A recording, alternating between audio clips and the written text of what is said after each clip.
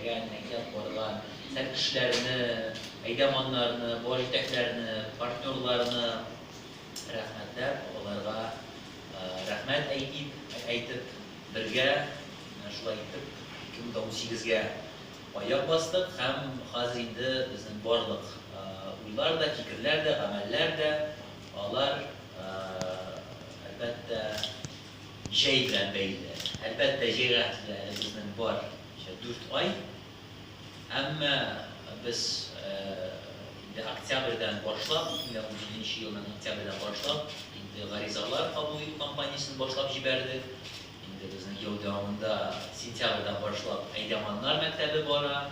Әлбәттә, бу барлык төрле проектлар, шул Сәмрух проекты да 21 февраль көнне мәсәлән Сәләт йортында туган тел бәйрәменә, туган тел көненә багышланган зур чара планлаштырыла, ул Сөләйман белән очрашу.